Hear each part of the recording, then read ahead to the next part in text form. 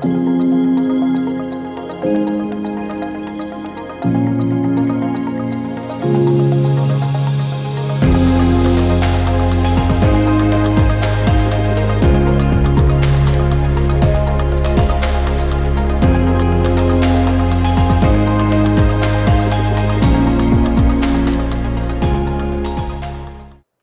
like to start by talking for the next 45 minutes about algorithms in technical fashion, and no, I'm kidding.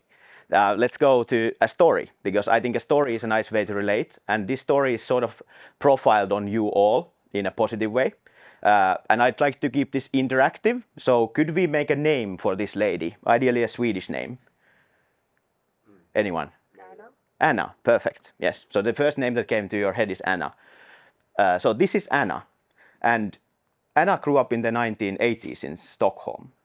All the cars were beautiful, life was much better, if you remember. Nowadays everything is going bad, like everyone says. She studied very, very hard, and by the way, images sponsored by Gemini, or Banana. And then she studied very, very hard. She got into Uppsala Universitet, and she is very proud of what she did there. She's very excited, very, very proud. Then she started her business. She's doing very well. Her business is growing. Everything is going well. And she has a couple of beautiful kids. Everything is fantastic. But then something happens. It's 2023, and ChatGPT gets released, and everything is starting to change. And she loves LinkedIn, because all of us do.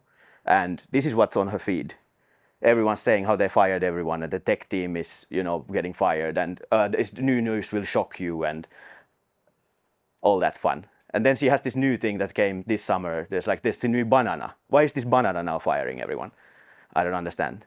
And she wonders all these questions. How will this affect me? Will my beautiful Uppsala education be still worth it? Why is the world going bad? How will this affect my business? And what can I do now? What can I do to stay on trend? And this causes her a lot of stress. She's now, the kids are not so annoying, the husband is still nice, but this AI thing is stressing her out a lot. She's working very hard. But then she hears about this event with Serviceform and Google, and she comes here, she sits there in the audience, but there's a twist. We are all Anna in our own way. We all have the same questions and feelings. And this is something that I'll hope to be able to answer you today, some of these fears. I'd like to show you how AI works a little bit, because it's a bit of a black box for all of us. It's like, it's something that you don't really know about, you use it every day, but how does the thing come? And I'll try to explain it in the simplest possible way. I'll try to explain how much time we have to do some changes. How we can actually change our processes in the company, and I'll explain what we are doing at Serviceform right now, which is actually a big change, causing a bit of, we had an interesting meeting recently. Let me just push the cable. Let's go with 50%. Yes, and very quickly on me. Oh, come on. There we go. So this is me. I've been 15 years in coding, but I'm more a problem solver and a business person, but I help use it with technology. And this is my tweet from January, when I would say the Gemini's public version in the public was not so popular, but nowadays it's actually fantastic. And back then I was already saying it's the one that everyone's going to go to, because the dev tools are fantastic. And also these are some very important points about me. But very quickly about Serviceform, because you don't know us, all of you. We are we started the company actually in Barcelona, moved to Finland because of COVID, and found Miika, found our head of sales, me and Iranti, with the founders. We have 800 customers around the Nordics now. We don't have 1 billion, but maybe one day. And we've been driving a lot of AI innovation recently. So doing a lot of different implementations. We focus on real estate, automotive, and our main goal is to bring the latest tech from giants like Google. We package it like this. We package it nicely. We take your integrations, we package it into a software, and we sell it as a reusable thingy. And we create like these experiences. And here's a few examples of what it looks like when we put all this together. And this was our previous version. and I'll show you the future towards the end. But before we go into all that, I'd like to address some of these big questions that you have. And one of them is this lack of knowledge, like what is AI? But I'd like to ask you this question. Who do you think is like the smartest one in the industry? Who do you follow? Like who do you think is leading it? Is there any name that comes to mind? IBM. No. So I just put some random faces here. Let me just do it from this side. Yes, so you know some of these guys. So they are the ones that we always say that they are leading the industry. And like Philip said, the issue is that the feeling we have in our hearts is that we don't know where the industry is going. And the truth is that not really anyone knows anything. And everyone is just guessing. So the feeling that you have, all of the people have. And it's like if you remember with COVID, everyone's saying that we should do this and we should do that, but no one really knew. And we are sort of going through a similar situation.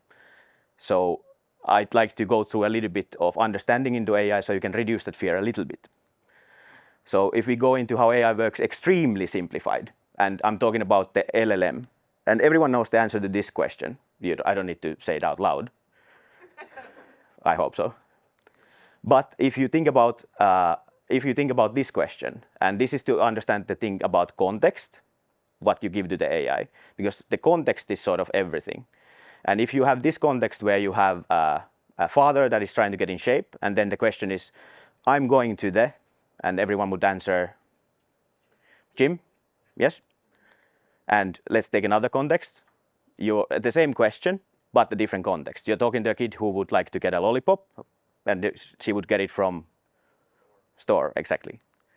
And you're talking to a German nerd who loves Dungeons and Dragons, and then he says that I'm going to the dungeon, exactly. So that is the idea of the context. So your question is the same, but the context is different, so the AI can understand the idea, and it's part of the training.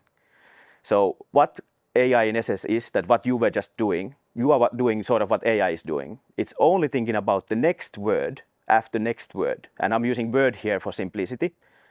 So it's thinking about what is the next thing after this, only about the next word, right? And then it hallucinates, and the reason is that something in the training or in the context is missing. So if you have this question, that we are hosting an event with Google, but we need to go to the store, gym, and then the dungeon, I'm not sure which I will go to the most first. And then you ask this question. Now your context is confusing, your training is confusing, and then it will guess, because it's a guessing engine. So it will only guess the next thing, and in this case, they could be any. And we will see this, for example, if you put into older models, you put your name, it will say that, oh, you're an artist and a writer. I'm not sure if you've done that, but that at least happens to me. This is a very, very, very technical picture, but the idea here is that we pay these models for what we put into the context, and we pay for what comes out. And it's sort of these one word at a time answers, the tokens that we pay for. So one more time, what LLM really is a guessing engine for the next word, after the next word, and everything gets added back to the context. And then it just keeps going until it stops. And that's all. And for image, it's pretty much the same, but without the picture, it's guessing a pixel the same way, with the context, with the information, it's guessing the pixel. And this is the point I just want to make here, that AI is nothing scary. It's just an algorithm that guesses the next token, right?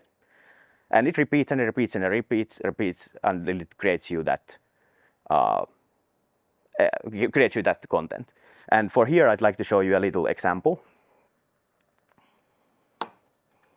I have here on my computer a local LLM model, and this is a bad older model, but you can see how it's doing every word at once. There's some history here, but let's just say I say, who is Jarkko Oksanen? And then we just run it. And this is, by the way, running on my own computer. So the nice thing is that what people don't know, that there's millions of models that you can actually install on your own computer without even being connected to the internet, and it will run locally. And you can see here what it's doing is going one word at a time, bam, bam, bam, bam, bam, bam, bam, bam, bam. and it's going all the time, and it would keep doing this until we say no, please stop. And here I'm a composer, pianist, contactor, professor, which is a hallucination because it didn't have the context, it didn't have the information, but it's creating nice language. And this is one of the millions of models available. But why we use Gemini and why we use these big models is because it doesn't make any sense for us to make our own, because we will never get to the level that they are. Let's get back to the topic. So I'd like to take you on a trip of time. So now you understand hopefully a little bit more how AI works. It's just guessing the next word. It's not guessing the next token.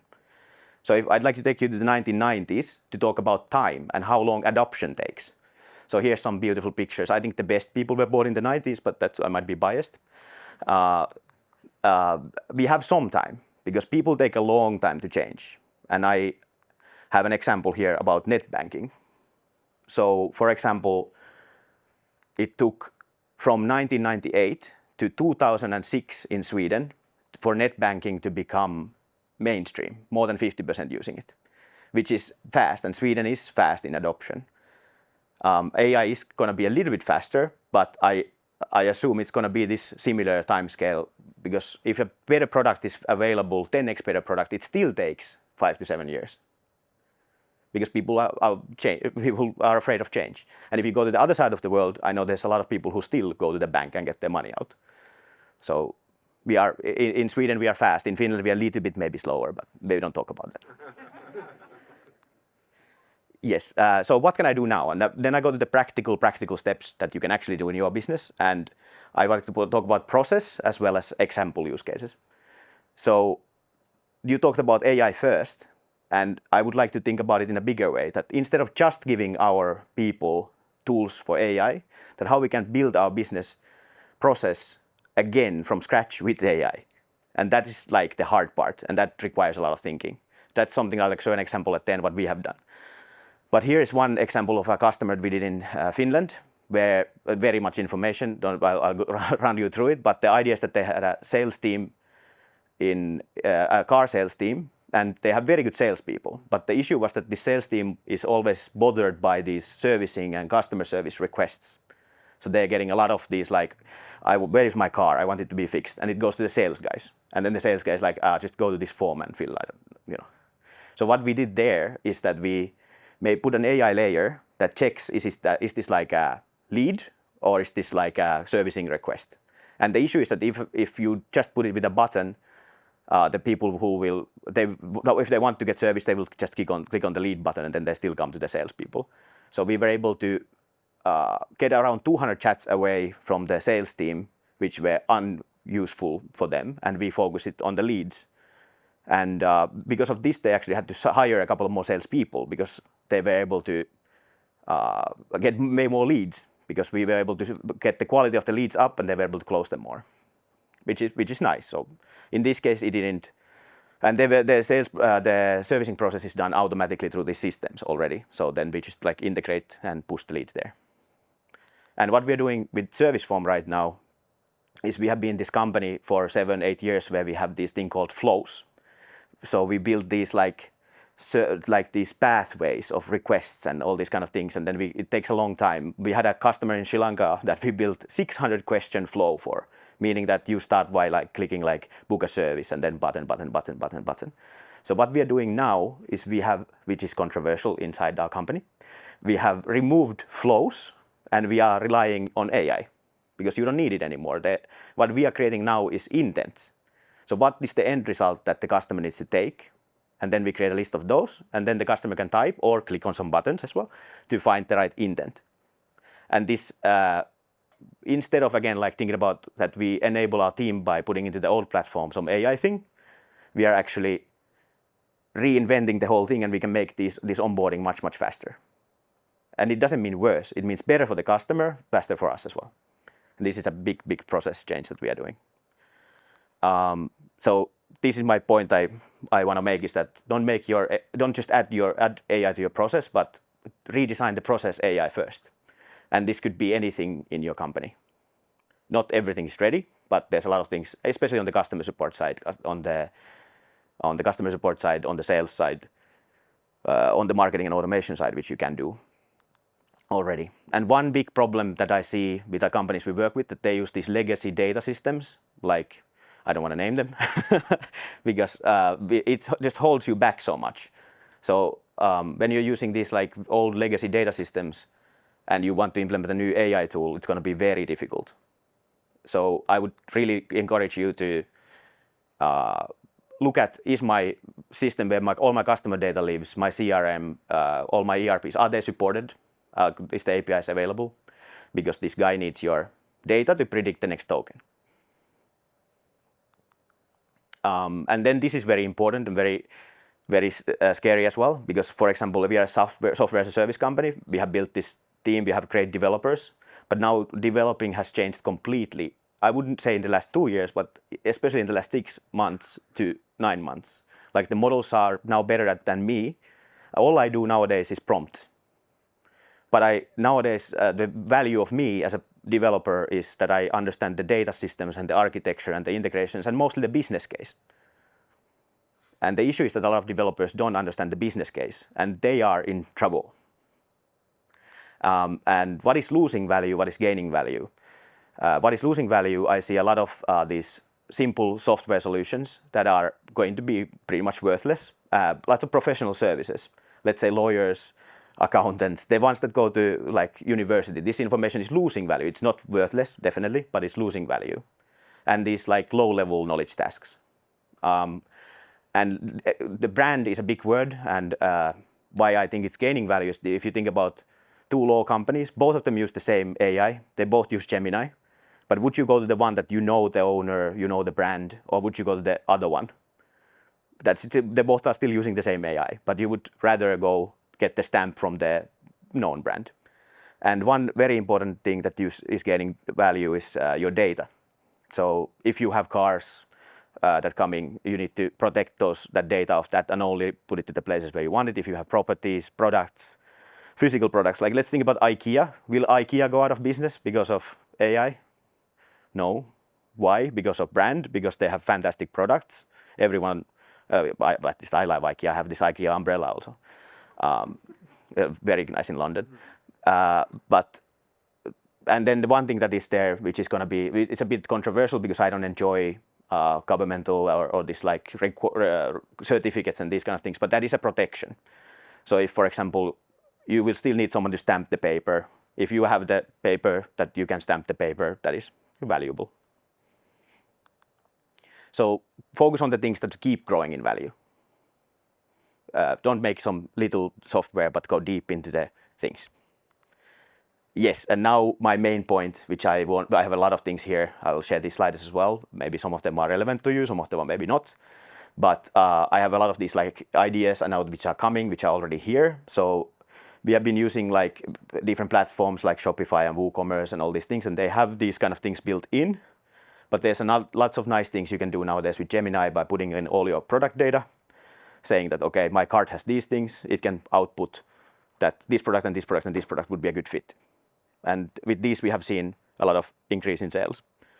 Then on this nano banana topic, we have this idea which we want to get someone to try as well. If anyone has an e-commerce brand that sells clothes, what we want to do is like on the product page of you have a dress, for example, you could just input your own image and we can generate you an image wearing that dress. It will be dodgy, but it will be nice and gimmicky, and I think a lot of people will enjoy it. And this shopping assistant that is multi-channel. So you have one AI you train, which is then on every different channel, answers your customers the same way. There's a lot of automatic ad creation. And then, for example, what we are doing now is we have an SMS AI, which is for the Swedish market. Elsewhere is WhatsApp, but for some reason you guys don't use WhatsApp. So we have done a system where after you purchase something, we will send you an SMS with AI in it. And we can ask you like for feedback and reviews and all these kind of things. And you will be receiving after this event an SMS from AI trained by Linus. So you answer that and play around with it. It's going to be specifically trained for this event, so it will only know things about this event, and you can say that, was it horrible? Ideally not. But yes, play around with it, it's going to be interesting. And lastly, for automotive and real estate, similar things we have, which I'll show you also. We have an AI-powered search, so you can say that I'm looking for places in Marbella, or my more specific question is that I have a house in Åbo, in Turku. I bought it with 200K. Show me properties next to this so I can know the current value of my property. And then it will show you like things next to it. So these kind of like specific questions, instead of saying the current search where you go to the map and look, which is nice, it works, but now you can do it a bit more contextually. Yeah, these are things and which we have done a lot, which we are working with a lot of partners to implement. The post-purchase review also on the car sales and reclamation processes we have been automating, and those have been successful. Yes, and a couple of cross-industry things that what we have been doing internally. You guys use Teams or Slack or some internal channels. So we have trained our own AI, which apparently you can do with NotebookLM also with Google, but we have also a solution for that, which actually uses then Gemini. But you put all your HR and your company information into one place, and then you plug it to your internal chat, and you can ask it 2 questions. Like, what if I'm sick? When do I need to get my, all these basic questions that we as company leaders don't really want to answer. So ideally, the AI would be able to answer all these things. And AI lead scoring is one thing that, let's say you get a lead in, you could again send an SMS to that lead instantly, because the one issue is that leads are cold. So you can send like, hey, I just got your information, our salesperson will be in touch soon, but we could ask a few questions, and then you can like qualify the lead and do like automatic follow-up as well. Just ensure that there's the GDPR aspect thought about as well, but these are interesting. And one thing on the finance side is we have seen that you can plug in if you have a Google Drive, for example, where you have your financial data, you can just plug in that to, for example, our system, and you can ask it your financial questions, like what is my burn rate on this kind of stuff, as long as you have the information in the sheet. But these kind of things has been very nice for me personally. And if you have developers in your company and they are not using AI, they shouldn't be your developers. I was putting a picture here about our dev team. They took a while. I have a senior developer who's like 12 years, and he's like, I don't wanna. But I was like, you have to. And now he's like, okay, I really like it. So they will they should be using, it's just like, it has changed the job completely. It's a completely different game. And if you have them use AI, it will make you much, much, much faster. And personal usage, we do a lot of board meeting material, all this kind of repetitive material. What you can do is in the meeting, you just I wouldn't use like note-taking app. I just make my own notes, and then I just give my last board meeting and my next board meeting and say, fill this with my notes. And it just saves so much time. And contracts, checking them, just do it with care, because remember, it's always thinking about the next token. So check it. But it's better than most lawyers, I would say, already. I love lawyers, but they are expensive. And do it first with AI, then send it to your lawyer for a double check. They will check it with AI as well anyway. Market research, all these basic things, but development has been crazy. And a bit on my personal AI stack, what I use. So on Gemini, we have the customer-facing stuff. It's just because our customers have said that use it. We have done tests in Finnish, Swedish, and they have said that Gemini is the best. On coding, I use multiple things through Cursor, and ChatGPT and Gemini for daily use. And there's of course, Grok as well from Musk. That is a bit more for if you want to get into politics, then you can go play with that. Nice. So that was my main thought, but I would like to do one more thing where I'd like to invite Ira also in. We have one thing that we are doing with Serviceform, and I'd like to share that. And our problem was that we have slow onboarding, which takes a lot of resource. We have a little bit older user interface, and we wanted to add voice and search into our every AI system. And I'll have Ira talk to you through that. Are we going to share the mic? You can share it first. I'll go behind the computer and click on buttons. Okay. Sounds good. Thank you, Jarkko. Nice. I hope everyone's still comfortable in their seat and you don't really need coffee yet, because I'm very excited to hear what I have to tell you. And don't worry, it will be 7 minutes. Yes. Right. So Jarkko mentioned that we are looking at redesigning our offering to customers with putting AI first completely, because Yes. so yeah, so they're basically redesigning our offering as a SaaS company. And I'd like to take a little through the thought process we have for it. So if you look at what you see on screen here, it's practically a tool set which we redesigned, which is basically our last version which we did. This is practically about 10 months ago. And AI is happening, all the hype going on, LinkedIn is screaming, this is changing, that's changing. That's pressure for us too, right? I mean, we are in software, we are in the SaaS space. So we have to take things seriously too.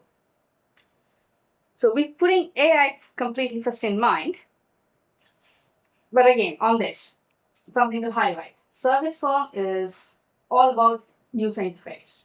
And when I say user interface, what that term means is it's basically what software looks like. Basically, the design you see, the colors, the buttons, and the experience that comes along with it. So, how do you click a button? From once you click a button, where do you go? Is it natural? All of that. But then we have Google and the large companies working on their AI models. We don't do that. We are tiny. And it's okay.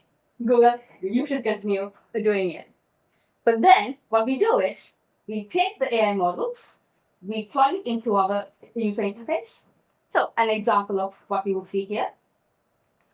And then let's say you work in e-commerce. You probably have a company data, your inventory on Shopify or WooCommerce, or you could have a CRM. So we take your data, we plug it into the user interface, we plug in the AI model, and we deploy it for your business. Right. So on this screen, how people have been searching online, looking for information online over the last 2 years especially, that's definitely the case with me, has changed. And I think you can agree to it? Right. So this picture you see here, basically a screenshot, is a GPT-style interface, a chat GPT. You're getting more and more familiar with this. Then you have a Gemini. Again, very similar. What you are getting familiar with this box you see right here. And what we've also been noticing is that modern companies are heading towards this direction. They are keeping up. Philip actually mentioned Lovable. I really enjoy Lovable. You can make some fantastic landing pages, do all kinds of fun things. They're doing something similar. They have that same box. Another company, a 44, similar idea. So what they're doing is they're moving that core function of what they do as a company into that box, right? Canva, I'm sure you are familiar with them as well. It's been there for ages. They've done a fantastic work. But the thing is, I'll send you all 3 links if you'd like. If you visit any of these websites, you'll still see that CTA is just still gimmicky. You can type in what you want, you can type in your prompt, but unlike ChatGPT or Gemini or a Perplexity or anything that's out there, you click on enter, they're going to tell you, hey, you need to sign up, create your account, and then you can do all the fun stuff. That's annoying, right? Why another click? So this is where I'm going to tell you Serviceform has created a fully AI-first website interface that's supported by voice and text. And also, I'm quite excited to say that we have basically a productized it, and now it's available for your business.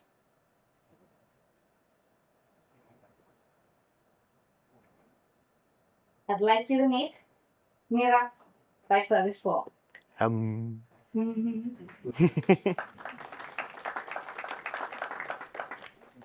Oh, I have a placeholder for the screenshot. Right. So, I'm not going to go all the way back, but you remember the tools we had. It was a very, a familiar chat widget, a chat tool, which is you would see on the right bottom corner of the website. But now it's time to be completely AI first, and we are redesigning. So instead of just that, a chapter that you will see on the right bottom corner, we place it right at the top. It's to say, hey, you want information? You want to know what Serviceform does? You want pricing? You want to talk to one of us? You don't need to go all around the website searching for pages. Everything is at your fingertips, condensed into that one box. And the nice thing is, of course, you still would want to navigate a website, but that's when the same conversation will follow you where you go. So you start from here, you can text to it, you can use voice. Maybe you could show. Yes. I don't want to go too deep into this, but this is what we have been playing around with. So this is what it looks like on a real estate website, for example. So you can have a box that you can ask any kind of question about the business, and the same for e-commerce, and the same for, and also the e-commerce does also like upselling around the website. Then we have also it for automotive, where you can actually ask, this is a Spanish customers hours, which is a search that I'm looking for to buy a car for my wife. She probably needs one, preferably something cheap. Doesn't need to be very safe. And then you get this, and then you have like you can also get an AI review and all this kind of fun stuff.